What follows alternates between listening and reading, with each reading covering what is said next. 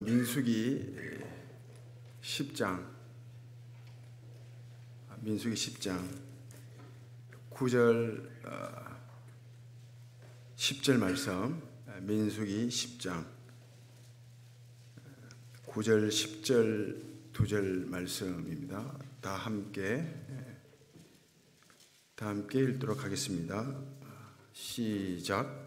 또 너희 땅에서 너희가 자기를 압박하는 대적을 치러 나갈 때는 나팔을 크게 불지니 그리하면 너희 하나님 여호와가 너희를 기억하고 너희를 너희의 대적에서 구원하시리라. 또 너희의 희락의 날과 너희가 정한 절기와 초하루에는 번제물을 드리고 화목 제물을 드리며 나팔을 불라. 그로 말미암아 너희 하나님이 너희를 기억하시리라. 나는 너희의 하나님 여호와니라. 선박, 배나 비행기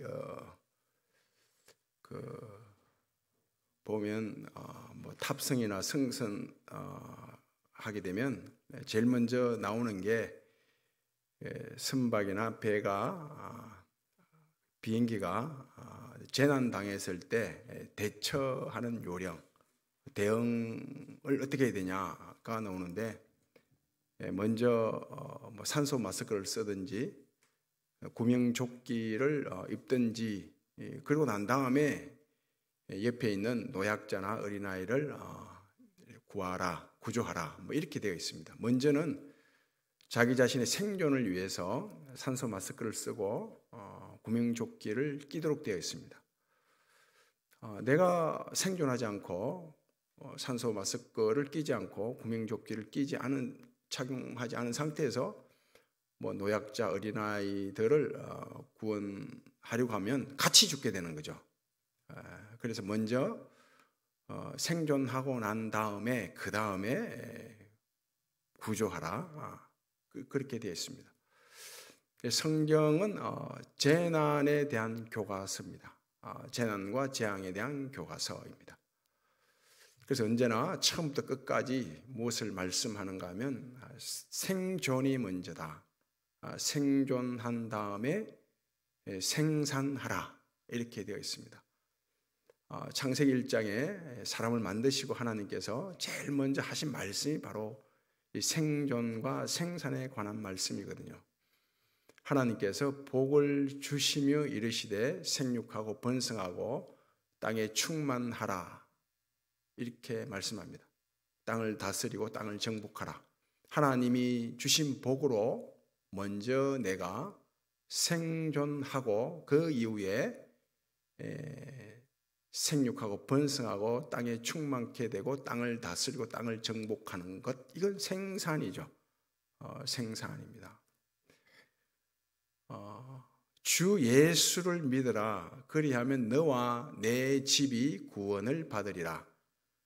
주 예수를 믿게 되면 먼저 내가 구원받고 그 다음에 집이 구원을 받게 된다. 집안과 가족들이 구원받는 것은 생산이죠. 내가 먼저 구원받는 것은 생존이에요. 내가 먼저 구원받고 난 다음에 그 다음 가족들이 구원받는 것 아니겠어요? 순서가 항상 그렇게 되는 것입니다. 마음과 뜻과 성품과 힘을 다하여 하나님을 사랑하라. 이건 생존이거든요. 하나님 사랑은 생존입니다. 그런 다음에 내 이웃을 내 몸처럼 사랑하라. 이건 이웃 사랑은 생산에 해당되는 것입니다.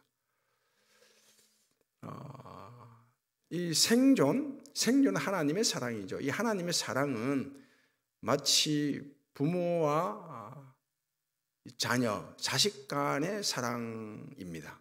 변함이 없죠. 부모, 자식 간의 사랑, 부모가 자식을 사랑하는 이 사랑은 변함이 없습니다. 어떤 자식은 더 사랑하고 어떤 자식은 덜 사랑하고 이게 없잖아요. 똑같아요. 한결같아요. 생존이죠. 하나님 사랑은 생존에 관한 사랑이기 때문에 언제나 한결같습니다. 변함이 없습니다. 산들은 옮겨지고 바닷물은 다 마를 수 있지만 이 생존에 관한 하나님의 사랑은 변함이 없습니다. 결코 마르지 않습니다. 그런데 부부 간의 사랑은 변하죠. 친구 간의 사랑, 연인 간의 사랑은 더 깊어지기도 하고 또 더 약화되기도 하고 또 끊어지기도 합니다. 그래서 하나님의 사랑으로 내가 생존했는데 생산을 아무것도 하지 못하고 끝나는 사람도 있습니다. 예수님 십자가 우편의 강도 같은 경우는 전혀 생산을 못하죠. 생존만 하는 것입니다. 이 생산에 관한 사랑은, 이웃 사랑은 더 깊어지기도 하고 넓어지기도 하고 더 높아지기도 하고 더 깊어지기도 합니다. 이 하나님의 사랑, 이 생존에 있어서 이 하나님의 사랑은 마치 구원에 있어서 자격을 획득하는 것과 같습니다. 내 신분이 변화되는 것과 같아요. 천국 학교에 입학하는 것과 같습니다. 그런데 신분이 변화되었으면 이제는 수준이 좀 향상되어야죠. 자격을 얻었으면, 획득했으면 자질이 좋아져야 됩니다. 그래도 학교에 입학했으면 공부를 해야죠. 그 생산에 있어서 이 사랑은 계속해서 점점 더 확장되어 가야 합니다. 성경에서 계속 이 생존과 생산에 관한 말씀을 하고 있는데 우리가 잘 아는 엘리야, 이스라엘 전역에 3년 6개월 동안 가뭄이 들었잖아요. 3년 6개월 동안 가뭄이 들면 다 죽습니다. 뭐 선지자라고 안 죽습니까? 다 죽습니다. 죽어가는 그 엘리야를 향해서 하나님의 사랑, 이 생존의 사랑이 임하죠. 저 그릿 시냇가로 가라. 그걸 갑니다. 가니까 까마귀가 물과 고기와 떡을 가지고 와서 엘리사를 살리죠. 생존하는 거예요. 엘리야가 생존하게 됩니다. 그리고 난 다음에 하나님의 말씀이 또 임하죠. 네가 생존했으면, 이제 네가 살아났으면 다른 사람 살리라 이것입니다. 생산하라는 거죠. 영적 생산을 가져와라. 그래서 바로 이어서 어디로 보냅니까? 하나님이 엘리야를 저 시돈 땅 사르밧 과부에게로 보내죠. 그 과부와 그의 아들이 이제 죽어가고 있는데 그들을 살려내라는 것입니다. 그래서 살려냅니다. 이 다윗이 남의 아내를 빼앗고 충신 우리아를 죽이지 않습니까? 이 사건이 다윗에게는 엄청난 사건이었죠. 이 하나님의 은혜를 잠시 잊어버리죠, 다윗이. 그러자 이런 엄청난 어처구니 없는 사건을 저지르는 것입니다. 그때 다윗이 얼마나 괴로웠는지 모릅니다. 마음의 평화를 잃어버려요. 마음의 평화. 다른 사람의 것을 빼앗고 다른 사람을 죽였는데 마음이 편할 리가 없죠. 평화를 잃어버린다고요. 그 평화를 잃어버렸다는 것을 어디에서 알 수 있는가 하면 아들을 낳는데 아들 낳죠. 먼저 아들은 죽어버리고 그 다음에 아들 낳는데 그 아들의 이름을 솔로몬이라고 짓는다고요. 솔로몬이 평화라는 뜻이거든요. 얼마나 평화를 누리고 싶었으면 평화라고 이름을 짓냐 이것입니다. 그런데 하나님께서 나단 선지자를 보내서 이름을 바꿔라 그런다고요. 솔로몬이라고 다윗이 이름을 지었는데 이름을 바꿔버려요. 뭐라고? 여디디아로 바꾸죠. 하나님 바꾸래서 이름을 바꿉니다. 나단 선지자가 지적해서 이름을 바꾼다고요. 이 여디디아의 이름의 뜻이 뭔가 하면 하나님의 사랑을 입다라는 뜻이에요. 이런 말씀이죠. 왕이여, 나단 선지자가 지금 이렇게 다윗에게 지적을 하는 거예요. 왕이여, 당신이 아무리 평화를 누리고 싶다고 해서 누릴 수 있는 것이 아닙니다. 그렇잖아요. 평화를 누리고 싶다고 해서 평화 누립니까? 누리지 돼요? 안 됩니다. 누리고 싶다고 해서 평화 못 누려요. 그럼 어떻게 평화를 누리냐? 하나님의 사랑을 알고 믿고 만날 때 비로소 평안을 누릴 수 있습니다. 하나님의 사랑이 먼저죠. 하나님의 사랑을 만나지 않고 믿지 않으면 평안을 절대 못 누립니다. 그럼 지금 내가 다른 사람과 다투고 있다, 불화하고 있다. 이건 다른 말로 하면 하나님의 사랑을 만나지 못했다. 하나님의 사랑을 만나지 못했다. 하나님의 사랑을 믿지 못했다. 이 말과 똑같은 거예요. 반드시 하나님의 사랑을 알고 만나게 되면 요한 1서에서 계속 하는 말씀이 그 말씀이에요. 우리가 하나님의 사랑을 알고 만났다, 봤다. 그래서 우리가 화평을 누리자. 이게 요한 1서의 주제예요. 모두 두려움을 다 쫓아내고. 그러니까 하나님의 사랑을 먼저 만나야 평안을 누릴 수 있습니다. 그 다윗이 이 솔로몬을 볼 때마다, 예디디아를 볼 때마다 하나님의 사랑을 생각하는 거예요. 이름을 바꿨잖아요. 하나님의 사랑을 만나야 된다. 하나님의 사랑이 먼저다. 나를 향한 하나님의 사랑이 먼저다. 그러니 마침 평안을 누리죠. 다시 이름을 바꾸는 거예요. 솔로몬으로. 그 솔로몬의 이름이 평화 아닙니까? 오늘 본문 말씀도 그 말씀입니다. 이방과 대적과 싸우러 갈 때 나팔을 크게 불라. 하나님이 기억한다. 나팔 소리 듣고 기억하겠다는 거예요. 그러면 하나님이 나팔을 크게 부는데 하나님이 기억해서 이방 손에서 너희를 구원하겠다고 합니다.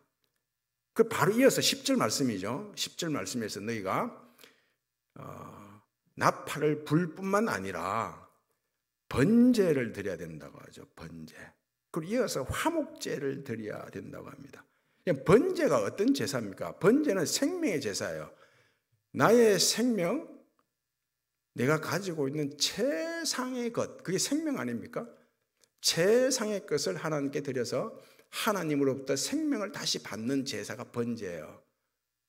이 번제는 바로 생존이에요. 영적 생존이에요. 하나님의 사랑으로 내가 살아나는 거예요. 내가 생존하는 것을 말하죠.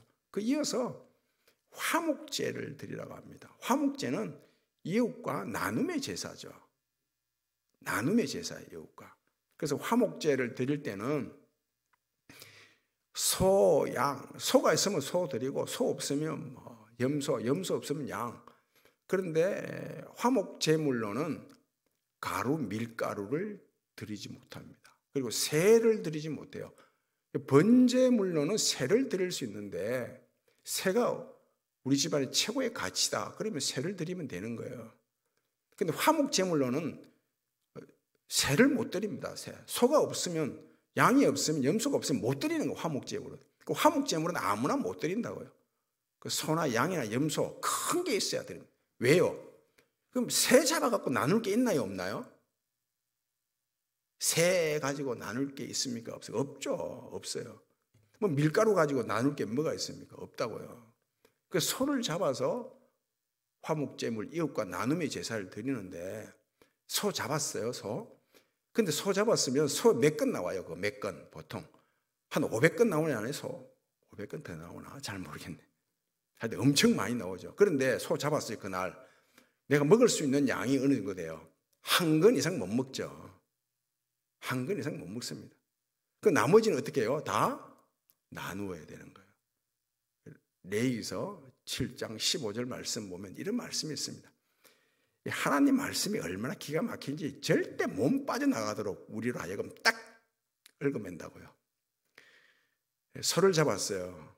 내가 한 건 먹었어요. 좀 나누었어요. 남은 거 어떻게 해요? 다음 날 좀 남겨뒀다가 먹으면 되겠죠? 그건 못하게 하는 거예요.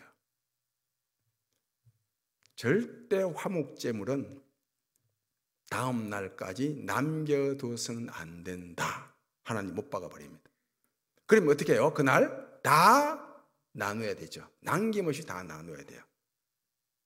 이런 말씀을 통해서 하나님이 우리 인간들에게 가지고 있는 마음이 어떠냐 하면, 뜻이 어떠냐 하면 평균케 하시는 하나님이에요. 최소한 먹는 것만큼은 평균케 하신다고요. 어떤 사람도 5끼 못 먹도록, 어떤 사람도 한 끼만 먹지 못하도록. 그래서 최저임금이라는 게 있는 거예요. 이게 다 성경에서 나온 거예요. 정책 펴는 사람이 성경을 알고 폈는지 그건 모르겠습니다만 어쨌든 최저임금이 있는 것은 이런 거예요. 먹는 것만큼은 평균으로 한다는 하나님께서. 다른 생산하는 거야 평균케 하는 게 아니죠. 하나님이 어떤 사람에게는 큰 달란트를 줘서 큰 일을 하도록 하고 5달란트 줘서 5달란트 남기도록 하고 어떤 사람은 2달란트 줘서 2달란트로 남기게 하고 그 하나님이 하시는 일이에요. 그런데 참 신비로운 게 이 화목제가요. 나눔의 제사이지만 다른 말로는 다른 뜻이 있는데 그게 뭔가 하면 평강의 제사예요. 그 나눔이 평강이라는 거죠.